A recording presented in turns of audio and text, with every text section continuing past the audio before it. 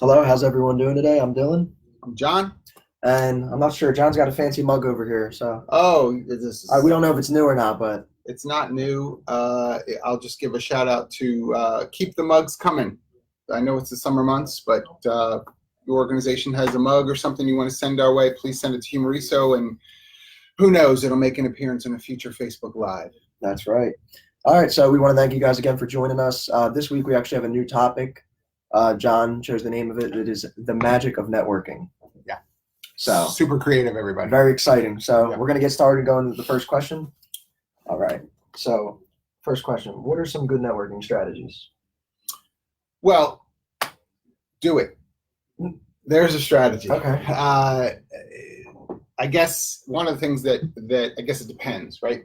On the right strategy to use. If you're looking for a job, you have to network. I mean, I unfortunately I still run into folks here and there who just tell me, I don't like networking. I'm doing my entire job search online. I don't have to talk to anybody. I don't have to go to some event. I don't have to. And really, that's such a negative stance to take, right? I don't have to. I don't have to. I don't have to. Well, you might have to do things that you don't want to do, right? So networking sometimes can be that. I don't know necessarily that it's always about an introvert and extrovert, although I know introverts can have a more difficult time with networking. I think really the strategy has to be why. Why am I doing this? If you view networking as just going to, a happy hour and I'm holding a glass of wine or a beer and I'm supposed to walk around, you're probably right. It probably doesn't seem very fruitful and seems uncomfortable and isn't something that you may naturally take to because it doesn't seem like it has a point. You can have a beer or a glass of wine at home, right? You don't need to go out and do that. If you're having multiple glasses of wine at home alone, that's another topic we can cover on another day. But I mean, if that's all it is for you is just the social part of it, then that isn't really a strategy unless you're looking for friends. If the networking is really meant to be professional in nature, then you really should prep yourself. So a strategy you should use is sort of the pre-network. What am I doing? What do I want to talk about when I get there? Why am I going? Who is it that I hope to meet? Might I have an opportunity ahead of time to know who's attending? If I do, who are the people that I want to seek out? Go in with a plan, right? Go in with a strategy, why you're going, and then look to achieve that while you're there. So, some networking opportunities are small. They could be rooms with, breakfast with 15 people, as opposed to some other networking opportunities, depending upon where you are. Certainly in some of the larger metropolitan areas, you could walk in and there's 400 people there. That, could be a little bit more daunting, quite honestly, because you can get lost in that crowd and you're not as forced to engage with people. I was going to say, in college they had the career fairs all the time, and I remember going to the career fair. The first one I ever went to, I was a little nervous. It's my first career fair. Right. Don't know who to approach, how to approach them. I actually didn't even do any research before I went in there. I just went in there with a resume and started talking to people, and that's how I got to learn firsthand real quick about their company. But I was definitely caught off guard. Just like the whole atmosphere is a little overwhelming at first. And it's interesting that you mentioned career fair, because for some folks, when it comes to networking, they really want the purpose of the evening or after work, whatever it is, networking event or morning networking event.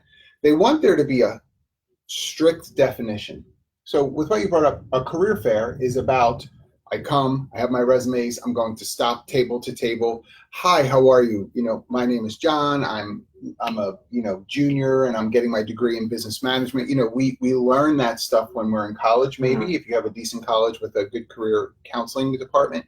But it's very specific. Some networking events are literally open-ended.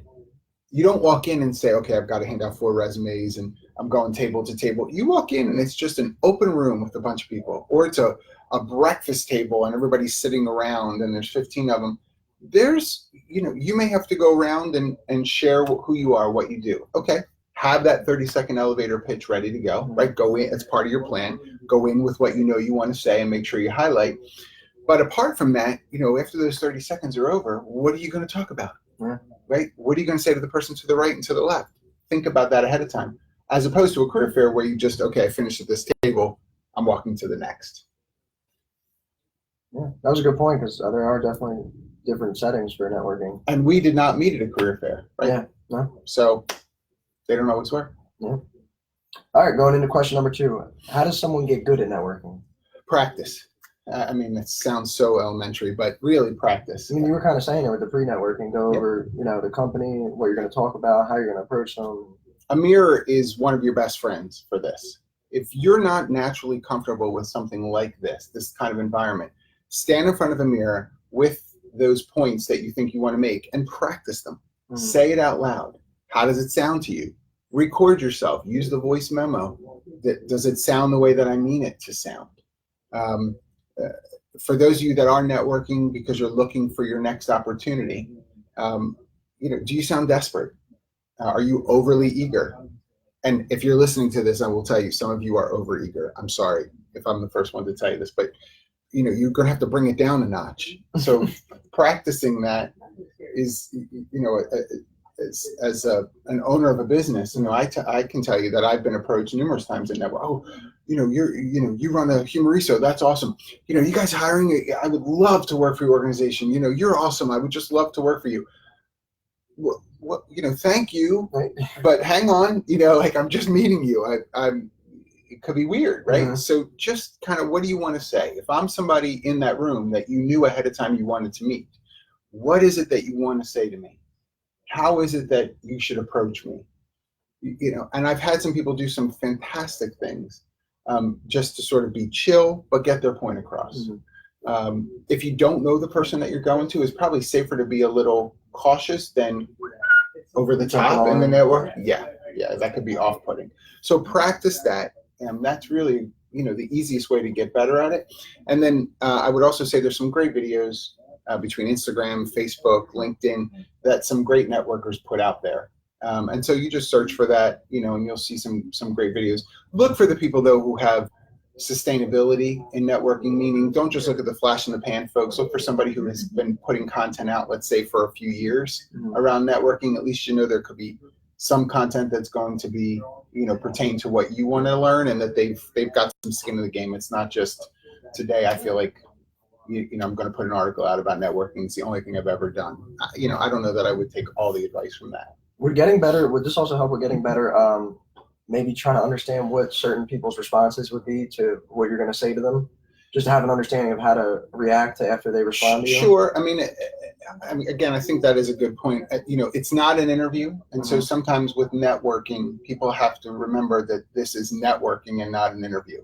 So if you have your answers too set, it's going to seem unnatural in the relationship building. You talk to me at a networking event, I'm not interviewing you, right? But if you're like, haha, funny you should say that. Let me tell you about a time when that sounds interviewee to me, that you've practiced too much. Instead, just, if you are going to think about your responses, is there a story or two you want to have at the ready, something that helps people get to know you, but maybe does talk about your skills a little, and is the setup relaxed as opposed to something more formal? Yeah. I think in networking as well, you need to be ready to share things that are a bit more personal interest in nature. You may wind up talking about your family or sports or other interests or your car, I don't know, where you've traveled. And that is going to be different than what most interviews should be like. So that may not be naturally comfortable for you, which is, again, practice. It's okay to tell people about your trip a month ago to whatever, right? Wherever you Belize, and you got to work in a village and do some work for some folks up in the jungle area. Great. Share that, but figure out how to share it. Yeah. Don't let it be a 30-minute story. Yeah. All right. Awesome. All right. Going into question number 3, what should you be focusing on when networking?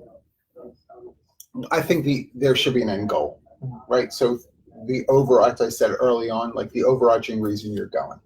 If it is because you're looking for a job, okay, keep that in mind. What companies are of interest to you? From some of the people you spoke to, did someone say something to you or offer something to you that now puts that company on your list as a place you might like to work. You didn't know much about them. Now you found out some things. You're interested. Now you're going to look them up on the web. You're going to see if they have any openings. You may do some more proactive things as a result of having that goal in mind. If you're networking non-job related, and you really just want to expand your network, if you're doing some business development, if you just want to put yourself in a position where you're being have the opportunity to be exposed to different industries, you bring your expertise there, then I would say be smart about those goals as well. In fact, some ways that those goals can be a little bit more chill because you're just being yourself. Yeah. You know, and if yourself needs a little bit of coaching, then you can do that in the practice part. But learn to tell some story. I've been in human resources for 28 years, and the way I got started was this. And tell a quick anecdote, right? Keep those goals in mind. What do I want to walk away with? I want to walk away with 10 cards, right? So people that I've met. I want to expand my mailing list for X, Y, and Z. I mean, there's lots of reasons. Just keep the goal in mind. Awesome. And then our last question for the day is, why is networking so effective? Yeah. So I will tell you that I hear story after story, and I know obviously in my own career, but story after story with a lot of other people of, they got their next gig many times because of who they knew, right? Who was in their network, and genuinely in their network. I mean, again, LinkedIn is, I know, a tool that a lot of people use for online networking more professionally than, say, Facebook. And so have people ever been hired through their LinkedIn connections? Sure. But a lot of times it really comes from, we met, we chatted, we hit it off, we went and, caught up. I had you come in for an interview. It happened sort of organically that way. And so I think that the networking is really important for something, for our next career. We see that for our next jobs. I think too, sometimes there's side gigs that come. I as Humareso, we blog quite a bit, and I write the vast majority of those blogs. Victoria has written a few, but the vast majority I've written. Even through that and through the networking that I've done, people will say, oh, I read your article on this. I saw the blog on this. This was awesome. Would you ever write something for my organization? Or could I interview you about this because of the work that we do? And it leads to other side opportunities or other areas of interest that you could pursue. And so there's nothing wrong with that. And even I'll get emails from people saying they want to contribute to the blog and they show interest in the blog. So that's good that people looking from a marketing standpoint, right? They'll say, I'm reading what you guys are doing. Could I write for you guys? Yeah. And that's great because they see that there's something of interest. Now, it's important for us to say we don't have outside folks write for our blog, right? That's a decision as a company we've made. But that's not going to be the case for everyone, right? So this networking might open a door for some side gigs as well. All right. Well, that about wraps it up for the magic of networking. Thank you, John, for filling everyone in. For all of you who are watching, we really appreciate it. This video will be up on all our social media networks very shortly, and then we'll see you all next time. Thank you. Take care.